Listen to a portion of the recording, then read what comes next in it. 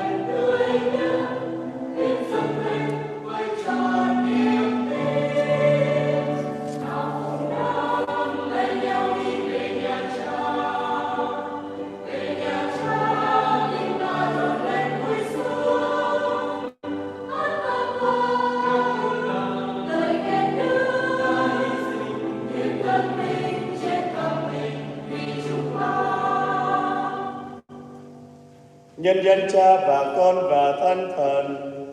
Amen. Chúa ở cùng anh chị em. Và ở cùng Cha. Kính thưa quý bà và anh chị em, phục vụ lời Chúa tuần này mời gọi mỗi người chúng ta ý thức lại sứ mạng và những đòi hỏi của người môn đệ Chúa Kitô. Đó là đặt Ngài trên hết mọi sự và yêu Ngài trên hết mọi người, đồng thời vác thập giá mình vào theo Ngài và tiếp đón mọi người như chính Ngài. Sau đó để có đủ nghị lực chu toàn bổn phận của người môn đệ Chúa Kitô, giờ đây chúng ta cùng thành tâm ăn năn hối hối mọi lỗi lầm thiếu sót trong cuộc sống chứng nhân.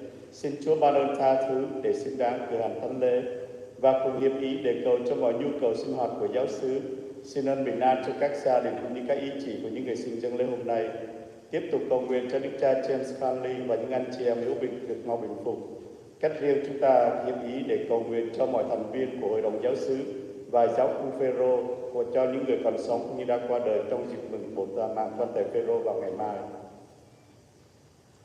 Tôi thu nhận cùng Thiên Chúa toàn năng và cùng anh chị em, tôi đã phạm tội nhiều trong tư tưởng, lời nói, việc làm và những điều thiếu sót.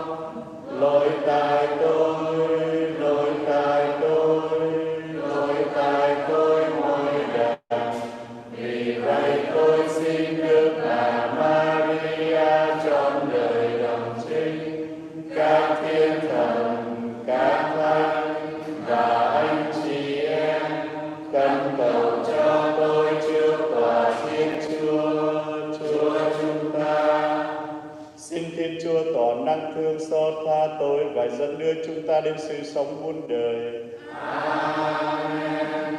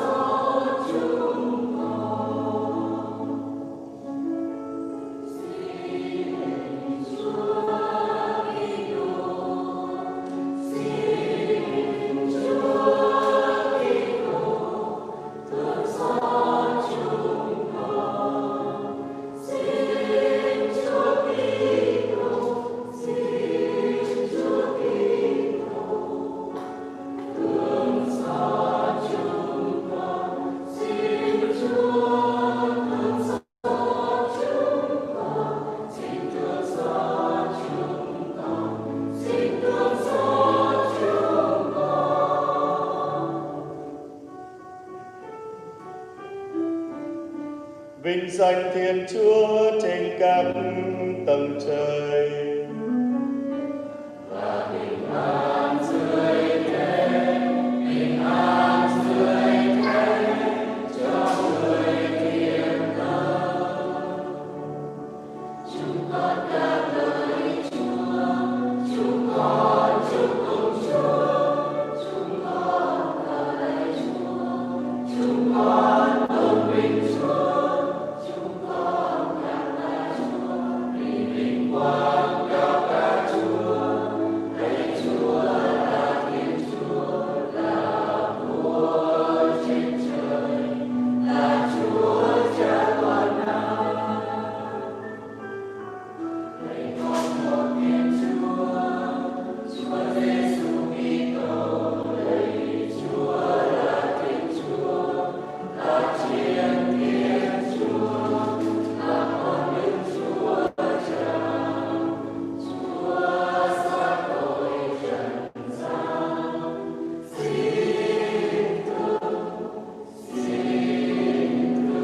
xin thương xót chúng con. Chúa xác tội trần gian, xin nhậm lời chúng con cầu khẩn. Chúa từ bên cứu Đức Chúa Cha, xin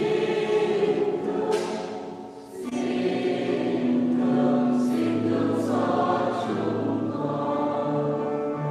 Vì lệnh Chúa Giêsu Kitô, chỉ có Chúa là đấng thánh, chỉ có Chúa là Chúa, chỉ có Chúa là đấng tối cao, cùng Đức Chúa Thánh Thần trong vinh quang, Đức Chúa Cha.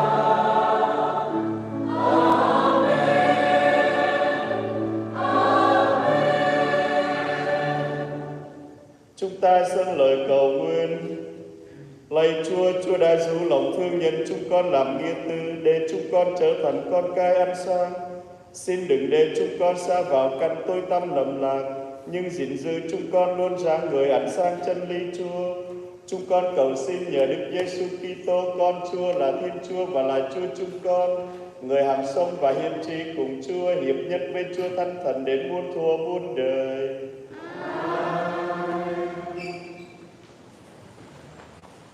Bài chức sách các vua quyển thứ 2. Một ngày nọ, Elise đi ngang qua miền Sunan. Ở đó có một bà sang trọng mời ông ở lại dùng bữa.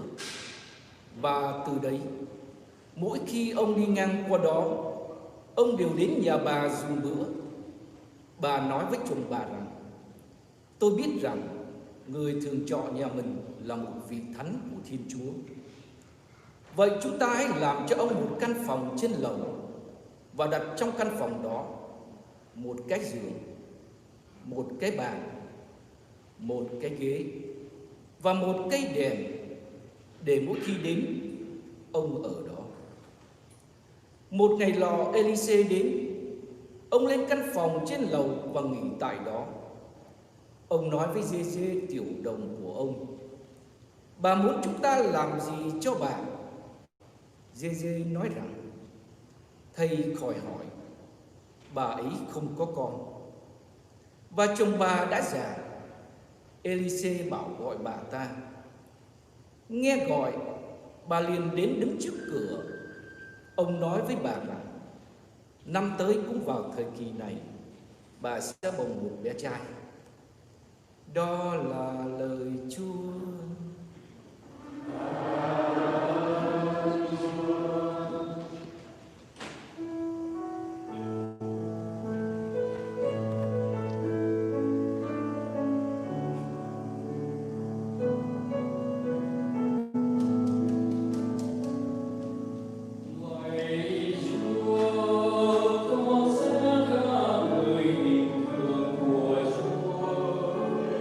Ơi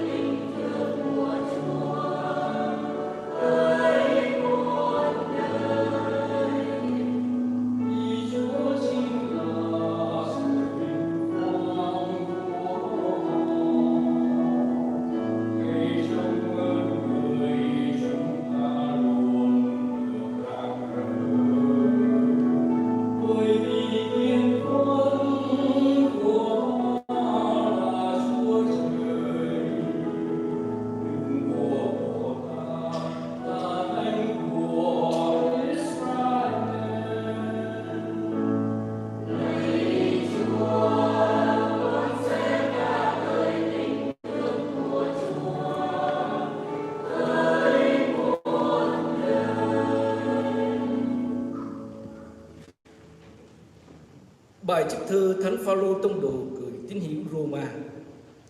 Anh em thân mến, tất cả chúng ta đã chịu phép rửa trong Đức Kitô, tức là đã chịu phép rửa sống chịu chết của người, và chúng ta đã cùng chịu mai táng với người, bởi vì được thanh tẩy trong sự chết của người, để như Đức Kitô nhờ vinh hiển của Chúa Cha mà sống lại từ cõi chết thế nào, thì cả chúng ta cũng phải sống đời sống mới như thế.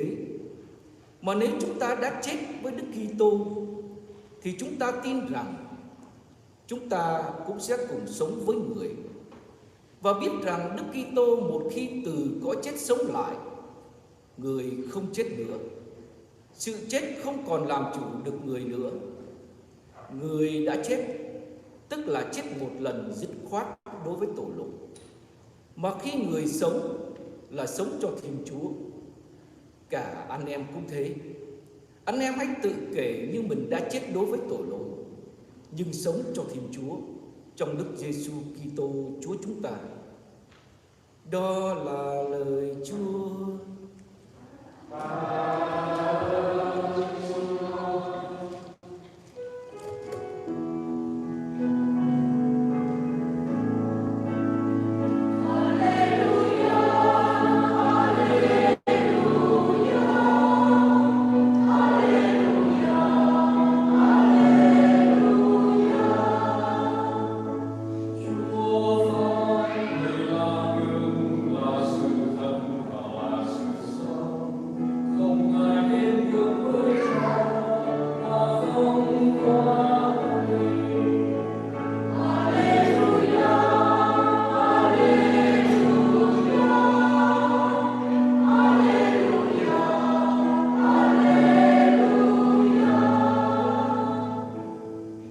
Chúa ở cùng anh chị em. Tin mừng Chúa Giêsu Kitô theo Thánh Matthew.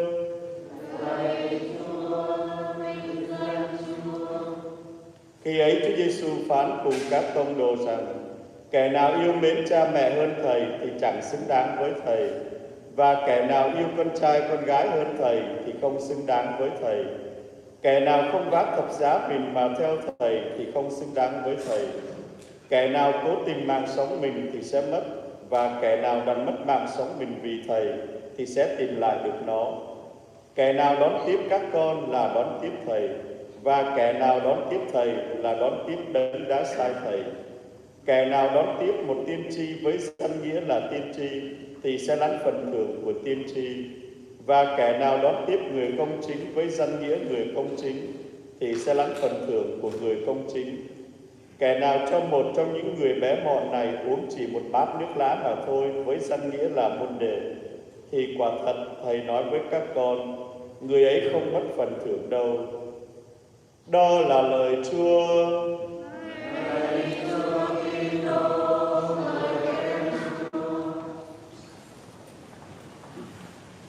Kính thưa quý ông bà và anh chị em, Colin Powell là cái người Mỹ gốc Phi Châu đầu tiên nắm giữ chức vụ Cố vấn An ninh Quốc gia và Bộ trưởng Ngoại giao đời thứ 65 của Hoa Kỳ.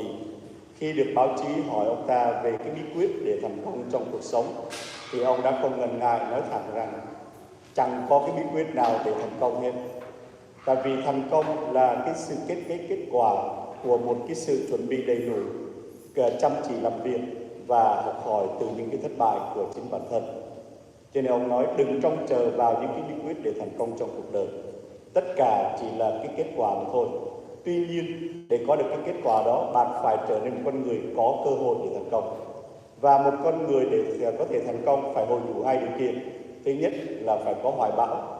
Thứ hai là phải biết đầu tư. Cho nên phải có cái hoài bão để định hướng đi trong cuộc đời của chúng ta. Cho nên nếu một người có hoài bão mà không biết đầu tư thì không chịu đầu tư vào cái hoài bão đó, không chịu làm đặt tất cả vào trong cái hoài bão đó để mà làm việc, thì đó là cái người mơ tưởng hão huyền mà thôi. Mỹ nó gọi là daydreamer đấy, là không cần ngủ nhưng vẫn mơ được rồi. Cho nên cái đó sẽ chẳng bao giờ hiện thực được.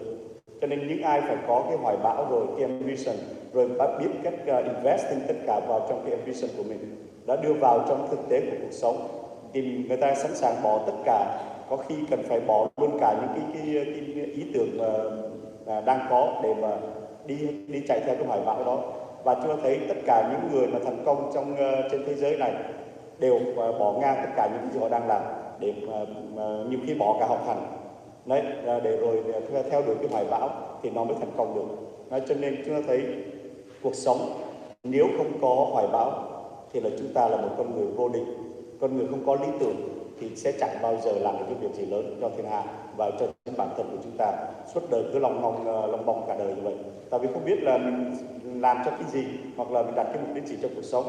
Còn cho nên Chúa thấy đó là thực tế của cuộc đời. Cho nên chúng ta cần phải đặt cái hoài bão của mình lên, và khi đã có hoài bão chín chắn, chúng ta phải suy nghĩ, phải đắn đo hơn thiệt để biết đặt cái đầu tư vào trong hoài bão của mình từ nơi đâu, phải đúng thời đúng kiểu, và nhất là chọn đúng người để mà hướng dẫn cho chúng ta. Người ta bảo tầm sư học đạo ở chỗ đấy, nếu chẳng may chúng ta tìm phải những cái sư phụ mà không ra gì thì cuộc đời của chúng ta tan tác, hoài bão của chúng ta nó cũng sẽ nắp đường ra. Cho nên Chúa thấy Chúa cần phải khôn ngoan để đầu tư. Chẳng hạn như là nếu ai muốn làm buôn bán thì phải đi tìm người biết làm kinh doanh để học hỏi. Nếu ai muốn chữa bệnh thì phải đi tìm thầy thuốc để học. Rồi con em của chúng ta cũng vậy, gửi tới trường cũng vậy, nó cũng ảnh hưởng rất nhiều bởi thầy giáo cô giáo của chúng ta. Một người thầy, một người cô viết chữ đẹp thì bảo đảm học sinh nó cũng có bắt chước theo cái nét đẹp của cái chữ đó. Rồi người con em của chúng ta gặp phải một người thầy, người cô tốt thì con em của chúng ta lớn lên nó cũng có ảnh hưởng như thường. Cho nên Chúa thấy rằng, và để chọn được những cái người mà hướng dẫn cho chúng ta phải chấp nhận điều kiện. Tại vì muốn chọn người này làm sư phụ, chúng ta phải hội đủ các cái điều kiện của cái người đó. Nên Chúa Giêsu cũng vậy thôi. Mà khi mà kêu gọi các môn đệ, Ngài cũng đặt các điều kiện. Và hôm nay Ngài nhắc lại cái điều kiện đó trong bài tin mừng này một cách rất rõ ràng. Đấy, phải đặt Chúa Giêsu lên trên hết mọi sự, và phải yêu Ngài trên hết mọi người thì mới xứng đáng để làm môn đệ của Ngài. Ngài không đòi chúng ta phải bỏ gia đình, bỏ cha, bỏ mẹ, bỏ con cái, bỏ vợ, bỏ chồng. Nhưng mà Ngài đòi chúng ta rằng phải yêu Ngài hơn trên hết tất cả những con người đó. Là nếu vì gia đình mà chúng ta phải bỏ Chúa thì chúng ta phải chọn thà bỏ gia đình. Tại vì Chúa là trên hết. Ngài là cái đấng tạo thành chúng ta, như phần trước chúng ta nói, Ngài có quyền ném cả hồn lẫn xác của một người xuống hỏa ngục. Cho nên nếu vì gia đình là cái ngáng trở, nếu vợ hoặc chồng mình là cái ngáng trở để chúng ta giữ đạo, để chúng ta sống trọn nghĩa với Chúa, thì chúng ta buộc phải bỏ, để mà bỏ những cái ràng buộc đó, những cái ngăn cản đó, để trở thành người môn đệ đích thực của Chúa Kitô. Cho nên Ngài nêu rõ ra cái điều đó cho chúng ta. Và theo Ngài để làm cái gì? Bỏ những cái chấp nhận những cái điều kiện đó để làm cái gì? Để trở nên người môn đệ của Chúa Kitô là một người có cái đời sống bác ái, để trở nên một cái người phục vụ cho tin mừng. Lịch sử hơn 2.000 năm nay đã chứng minh cho chúng ta thấy biết bao nhiêu vị tử đạo đã sẵn sàng chết đổ máu ra để trở thành môn đệ trung tín của Chúa Kitô. Biết bao nhiêu nhà truyền giáo bỏ quê hương, bỏ xứ sở, bỏ cả quê cha nước tổ để về bên Á Châu để làm gì? Để phục vụ cho tin mừng, đem tin mừng của Chúa đến cho chúng ta là những người ở Á Châu. Trong đó có những vị mà trong cái hội dòng truyền giáo của Paris lúc bây giờ, có những vị là bây giờ phải bước qua bố mẹ để đi xuống tàu. Tại vì gia đình chỉ có mỗi người con một duy nhất, mà bây giờ được nghe theo tiếng gọi để mà về bên Á Châu, là về Việt Nam chúng ta để mà đi truyền giáo, thì bố mẹ không muốn, sợ con mình khổ, rồi sợ con đến tiếng tăm không biết làm sao. Mà đi ngày xưa coi như là nắm chắc cái chết, tại vì người ta bắt đào rất nhiều. Cho nên có những vị cản con bằng cách là nằm ngay cái lối đi xuống cái cầu đi xuống tàu, và có những vị đã can đảm bước qua bố mẹ để trở thành một người môn đệ trung tín. Đó là những con người dám chấp nhận điều kiện của Chúa Kitô. Thì ngày nay Chúa cũng mời gọi mỗi người chúng ta như thế, theo Ngài để học làm người bác ái. Bác ái đây không phải chúng ta chỉ lo cho cơm áo gạo tiền người ta không, mà lo cho cả cái đời tâm linh của người ta. Vì Chúa đòi cho chúng ta phải sống một con người có đầy đủ cả hai phương diện, về thể xác và về tâm linh. Thì khi làm việc bác ái, chúng ta cũng cần phải nhắm đến cái nhu cầu của thể xác và nhu cầu của cả tâm linh nữa. Vì thế giới ngày nay có rất nhiều người đói không có cái bữa ăn no trước khi đi ngủ. Nhưng bên cạnh đó còn có nhiều người hơn đi ngủ khi cái đói của tâm linh nó đang dày vò. Đó là những con người đang khát cái tình yêu, những người đang cần cái sự chăm sóc, cái sự chú ý của chúng ta. Cho nên chúng ta cần phải nhìn là hai phương diện, để rồi không phải chỉ lo bác ái nhân bản là lo cho bề ngoài không. chúng ta chỉ gửi tiền hay là chúng ta đi làm của ba ai giúp người ta, mà quên mất có những con người rất nghèo, không phải vì nghèo tiền nghèo bạc, mà là nghèo tình yêu đang ở bên cạnh chúng ta. Đó là chính người thân trong gia đình của chúng ta. Chúng ta cần phải tập chăm sóc cho người ở xa và cũng nhìn lại những người đang ở gần với chúng ta. Đó là cha mẹ của chúng ta lúc tuổi già. Đấy, có nhiều khi bố mẹ chúng ta không chẳng đặng đừng được thì không có chăm sóc ở nhà được. Chúng ta phải gửi vào trong các cái viện dưỡng lão. Nhưng vào trong đó rồi hỏi một ngày, chúng ta có dám dành ra một vài phút để thăm hỏi qua điện thoại cũng được, hay là đích thân chúng ta vào trong đấy. Đấy, có những gia đình rất tốt, lo cho bố, cho mẹ, cho những người thân trong các viện dưỡng lão từng bữa ăn. Đó là những cái mà chúng ta thấy, chúng ta lo cho cả cái phần xác và là cái phần tâm linh. Cho nên nhìn lại đó để thấy rằng Chúa Giêsu mời chúng ta, nhưng mà Ngài cũng phải nói chúng ta là chỉ lo tâm linh không. Đấy, khi chúng ta lo cho tâm linh đấy, nhưng mà Ngài bảo rằng lo cho cái tâm linh là cái chính.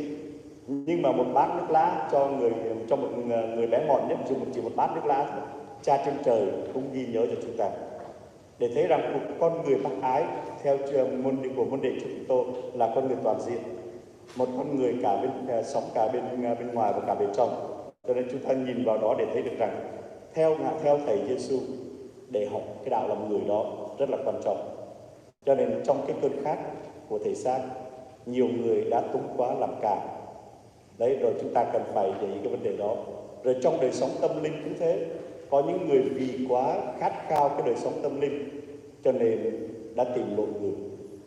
Nếu theo dõi báo chí của Việt Nam, chúng ta thấy trong mấy ngày vừa qua đây là bùng lên cái vụ án gọi là vụ án giết người đổ bê tông của một cái giáo phái mới lập ra do một cô thiếu nữ 32 tuổi nữa thôi. Đấy, mới có 32 tuổi đầu, một cô này đã coi như đi theo cái pháp luân công để rồi muốn ra một cái giáo phái riêng, có những cái tu luyện riêng biệt, bắt đầu từ trong nhà, đấy dụ được bà mẹ 67 tuổi, rồi sau đó đi chiêu mộ thêm được mấy người khác nữa. Mà những người này là những dân có học chứ không phải là cái người mà không hiểu biết xã hội đâu. Cái trình độ của cái nhóm người này là từ cấp đại học trở lên. Cái người thấp nhất là người đã có bằng đại học. Trong đó có một người đã từng là thạc sĩ và đang dạy tại các cái đại học của Việt Nam. Nhưng mà vì cái cơn đói khát về cái đời sống tâm linh, họ đã đi theo chọn cái cô này làm sư phụ, gọi là thủ lệnh. Đó, để rồi cái gì đưa đến cái kết rất là bê thảm, giết luôn cả hai thành viên của mình. Khi những người này không chịu đi theo cái đường tu luyện của cô này nữa, là nó cực khổ quá, rồi bắt đầu không hiểu vì lý do gì giết luôn cả hai người. Rồi để phi tang thì đưa xác của những người này vào trong cái thùng nhựa đổ bê tông lên. Nhưng mà rồi nó cũng bị lộ ra, và đến bây giờ trước mặt tòa án cô ta vẫn nói rằng tôi giết là buộc phải giết thôi, là tại vì không chịu tuân theo những cái điều kiện của cái giáo phái của tôi. Vẫn nói rõ như vậy và không có một chút hối hận nào. Đó là cái điều kinh ngạc của người ta. Cô này chỉ là một du học sinh học ở bên Nhật mấy năm, trở về Việt Nam năm 2018, 17 gì đấy, rồi bắt đầu lập giáo phái đấy, cho đến bây giờ mới lên được có 7-8 người, giết hết 2 mạng, rồi bây giờ phải vô tù.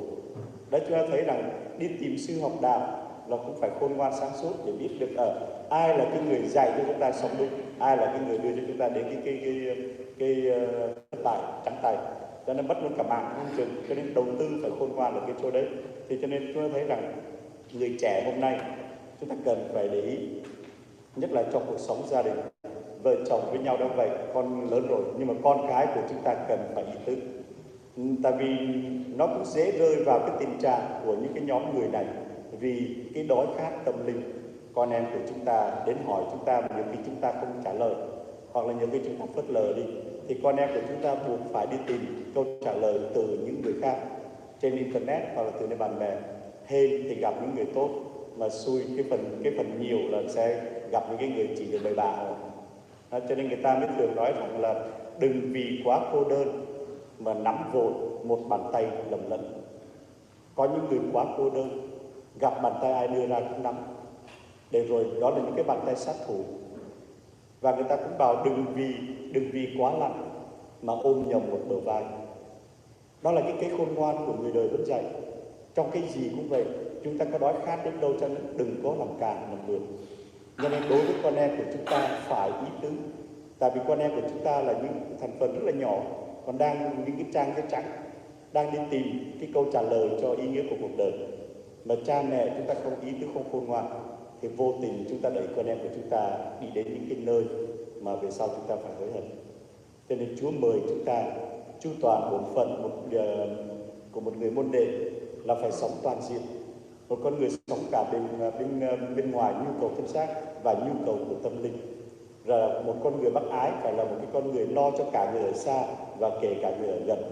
Cho nên chúng ta nhìn lại đó để thấy được rằng trong cuộc đời chúng ta, ơn gọi làm Kitô hữu, Chúa mời chúng ta làm môn đệ trong môi trường của gia đình, làm môn đệ trong đời sống độc thân, làm môn đệ trong đời sống của tu viện, trở thành một tu sĩ hay là một linh mục hay là một nữ tu. Đó tất cả chỉ là phương tiện đó thôi. Cho nên đừng bao giờ coi thường cái ơn gọi của mình. Chúa mời chúng ta trong mỗi hoàn cảnh sống để chúng ta coi đó là phương tiện, đầu tư vào cái mục đích chính của chúng ta, đó là trở thành người môn đệ đích thực của Chúa Kitô. Còn hoàn cảnh sống là phương tiện để chúng ta đạt được cái mục đích đó.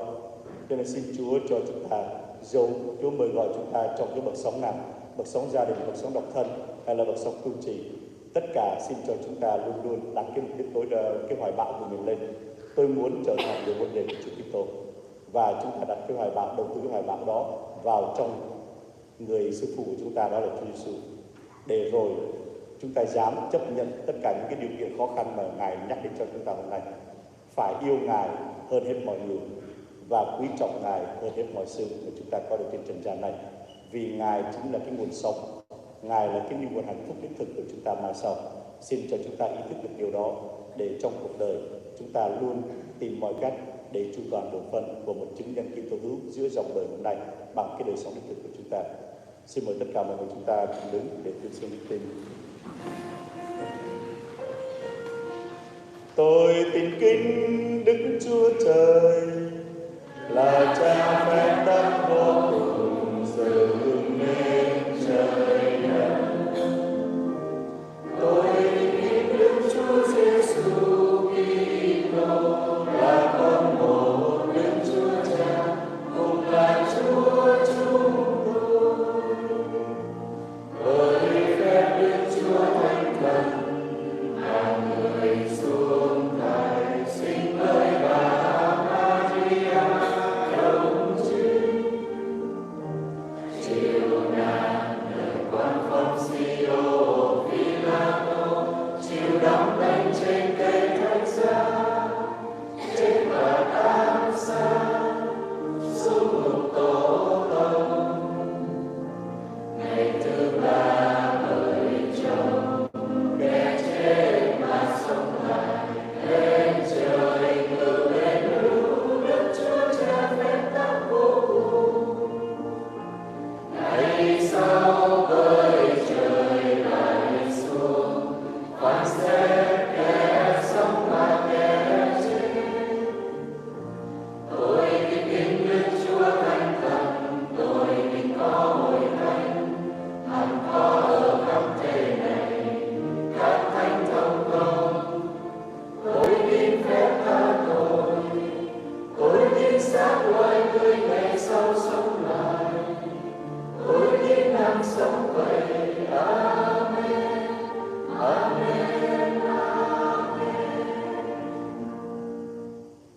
Anh chị em thân mến, là môn đệ của Chúa Kitô, chúng ta được mời gọi từ bỏ mình để vác thập giá mỗi ngày mà theo Ngài. Với quyết tâm dấn thân theo Chúa, giờ đây chúng ta cùng thành tâm dâng lời cầu nguyện, xin Chúa ban ơn trợ giúp. Xin Chúa thương gìn giữ chúc các đức thánh cha được dồi dào sức khỏe hồn xác, ban cho Ngài sức mạnh và sự khôn ngoan của Chúa, để Ngài dẫn dắt giáo hội Chúa trên đường về quê trời. Chúng con cầu xin Chúa. Xin Chúa nhắm lời chúng con. Elise được gia đình ở Sunan tôn kính và đón tiếp nồng hậu vì họ nhận ra ông là người của Chúa. Xin cho chúng con luôn nhận ra sự hiện diện của Chúa nơi các vị lãnh đạo giáo quyền. Chúng con cầu xin Chúa. Xin Chúa nhắm lời chúng con. Chúa hứa ban ân thưởng bội hậu cho những ai giúp đỡ người khác. Xin ban cho chúng con tinh thần bác ái để luôn quan tâm đến nhu cầu của những người khác và sẵn sàng chia sẻ mọi ân huệ với họ. Chúng con cầu xin Chúa. Xin Chúa nhắm lời chúng con. Chúa phán: kẻ nào không vác thập giá mình thì không đáng làm môn đệ Chúa. Xin ban cho chúng con lòng tin yêu mạnh mẽ để sẵn sàng vác thập giá mình hàng ngày mà theo Chúa. Chúng con cầu xin Chúa. Xin Chúa nhắm lời chúng con. Lạy Đức Kitô, Chúa đã chết cho tội lỗi và đã sống lại trong sự sống mới. Xin cho các linh hồn được thanh tẩy trong sự chết của Chúa, cũng được bước đi trong ánh sáng muôn đời. Chúng con cầu xin Chúa. Xin Chúa nhắm lời chúng con. Lạy Chúa đầy lòng xót thương, xin dịu thương đến Đức Thánh Cha Giacôbê giám mục giáo phận chúng con đang điều trị để chữa bệnh, được sớm bình phục, mau trở về giáo phận, dẫn dắt chúng con trong con đường nhân đức, thánh thiện và yêu thương. Chúng con cầu xin Chúa. Xin Chúa nhắm lời chúng con. Sau hết, xin Chúa thương đón nhận những ước nguyện thầm kín của chúng con dâng lên Chúa. Chúng con cầu xin Chúa. Xin Chúa nhắm lời chúng con. Lạy Chúa, cuộc đời chúng con có được như hôm nay là do hy sinh của muôn người.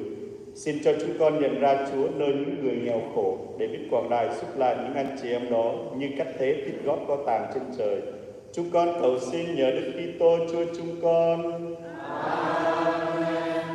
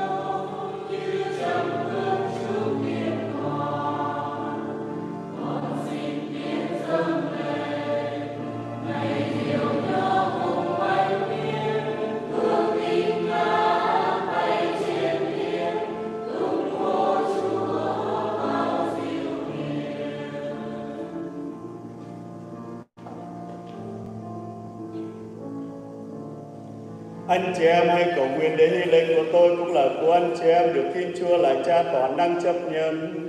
Xin Chúa nhận hy lệnh của Thầy Cha để đạo của vinh danh Chúa, làm điều ích cho chúng ta cùng toàn thể hội thánh người.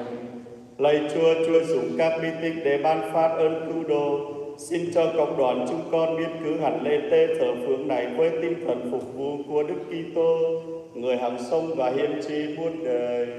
Amen. Chúa ở cùng anh chị em Và ở cùng Cha. Hãy nâng tâm hồn lên. Chúng con đang hướng về Chúa. Hãy tạ ơn Chúa là Thiên Chúa chúng ta. Thật là chính đáng. Lạy Chúa là Cha Chi Thánh, là Thiên Chúa toàn năng hằng hữu. Chúng con tạ ơn Chúa mọi nơi mọi lúc, thật là chính đáng phải đạo và đem lại ơn cứu độ cho chúng con. Tuy Chúa không cần chúng con ca tụng, nhưng việc chúng con cảm tạ Chúa lại là một hồng ân Chúa ban. Vì những lời chúng con ca tụng chẳng thêm gì cho Chúa, nhưng đem lại cho chúng con ơn cứu độ nhờ Đức Kitô Chúa chúng con. Vì thế cùng với ca đoàn các thiên thần, chúng con ca ngợi Chúa và hân hoan tuyên xưng rằng: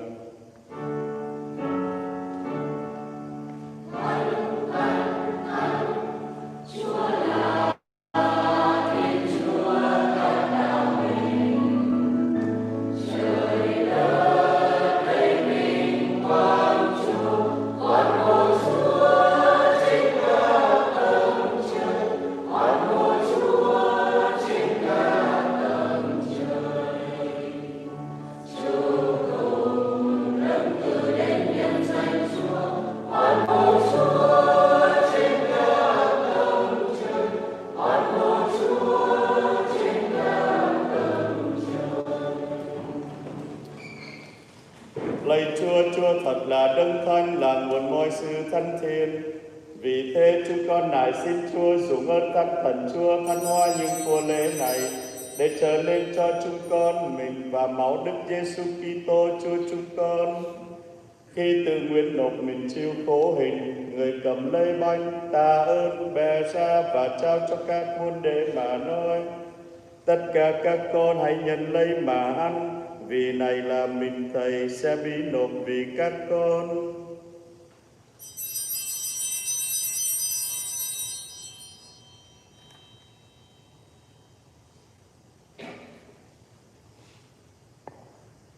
Cùng một thế thức cây sau bữa ăn tôi, người cầm lấy chén cũng tạ ơn trao cho các môn đệ mà nói: tất cả các con hãy nhận lấy mà uống, vì này là chén máu Thầy, máu sao ước mới và vĩnh cửu, sẽ đổ ra cho các con và nhiều người được tha tội. Các con hãy làm việc này mà nhớ đến Thầy.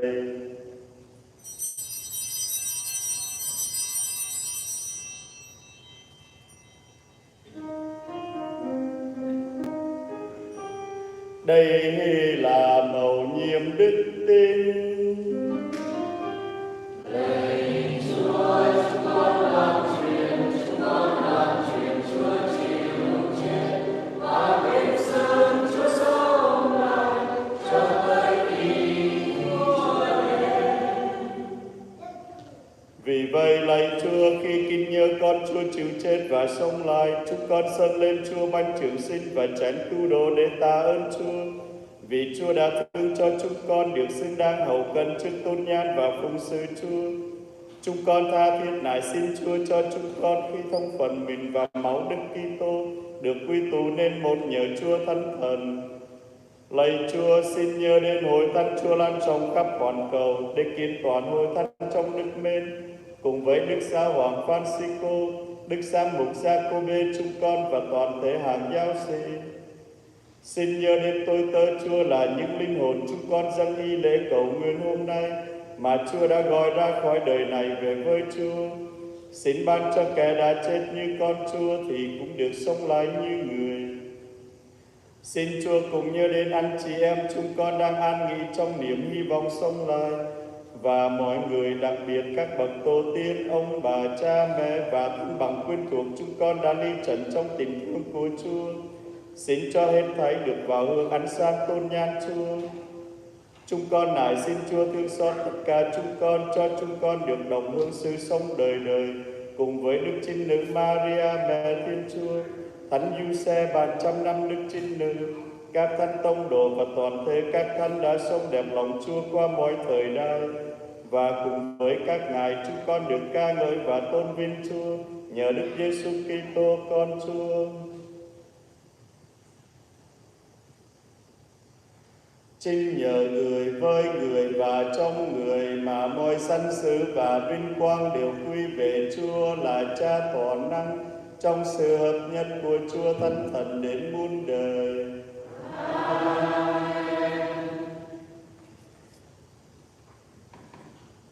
Vâng lệnh Chúa cứu thế và theo thế thức người dạy, chúng ta giao nguyện rằng: Hỡi Cha chúng con ở trên trời, chúng con nguyện danh Cha cả sang, nước Cha trị đến, ý Cha thể hiện dưới đất cũng như trên trời.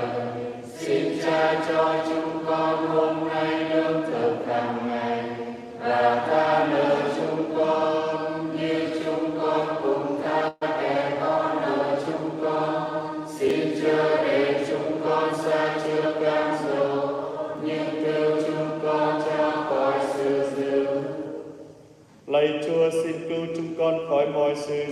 xin đoái thương cho những ngày chúng con đang sống được bình an.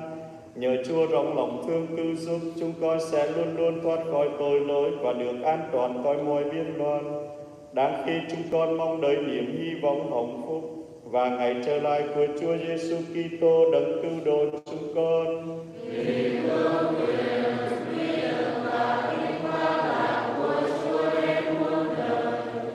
Lạy Chúa Giêsu Kitô, Chúa đã nói với các tông đồ rằng Thầy để lại bình an cho các con, Thầy ban bình an của Thầy cho các con. Xin đừng chấp tội chúng con, nhưng xin nhìn đến đức tin của hội thánh Chúa. Xin đoái thương ban cho hội thánh được bình an và hợp nhất theo thánh ý Chúa. Chúa hằng sống và hiên tri muôn đời. Amen. Bình an của Chúa hằng ở cùng anh chị em. Anh chị em hãy chúc bình an cho nhau.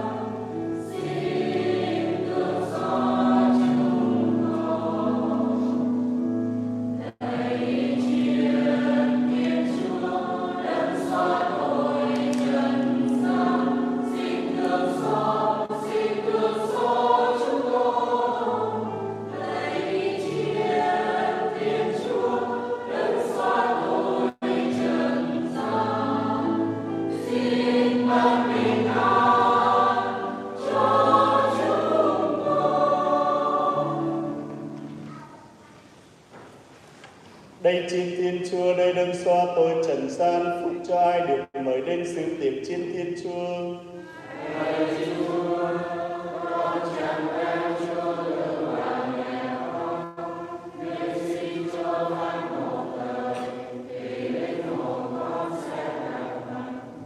Mình thánh Chúa Kitô.